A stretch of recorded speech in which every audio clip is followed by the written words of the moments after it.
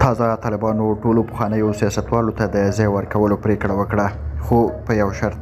دا چې څه دی نور جزئیات را سره ویډیو کې وګورئ او چینل هم سبسکرایب کړئ. د جهان نیوز درنو لیدونکو السلام علیکم.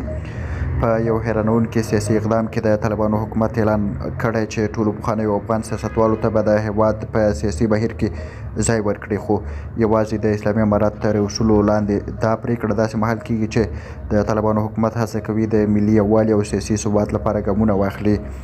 د طالبانو د حکومت ویان ذبیح الله مجاهد په یوې مطبوعاتي غونډه کې وویل، موږ ټولو هغو کسانو ته د سولې او یووالي بلنه ورکوو چې پخوا په دولت یا نورو سیاسي ډلو کې رول لرلی دی.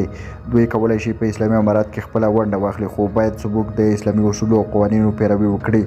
پخواني سیاستوال چې ځینې د طالبانو پر وړاندې سخت دریځونه لرل، اوس په دې اړه غور کوي چې په کومه توګه د دې بلنې ځواب ورکړي.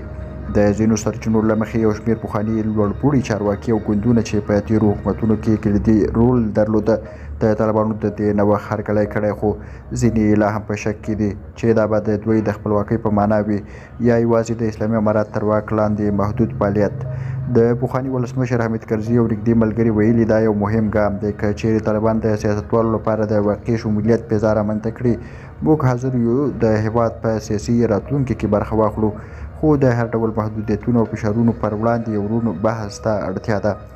برعکس یو شمېر نورو سیاستوالو لکه عطا محمد نور او رحمت الله نبیل دا پرېکړې له شک او اندېښنو سره کتلې دي. نبیل په ټویټر ولیکل، سیاست د یو چتر لاندې نشي کېدلی.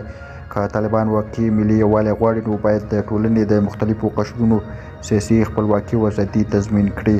که څه هم د طالبانو حکومت دا ګام د ملي یووالي لپاره اړین بللی، خو لا هم پوښتنې شته چې آیا دا نوښت به په عمل کې هم په بریالیتوب سره پلی شي که نه. دا به وخت څرګند کړي چې پخواني سیاستوال د اسلامي امارت تر واک لاندې د نوې سیاسي فضا سره څنګه ځان برابروي. دا به راتلونکی روښانه کړي. تاسو هم خپل نظرونه کمنټ کې شریک کړئ. له ملتیا مو مننه. ښه وخت ښې شېبې.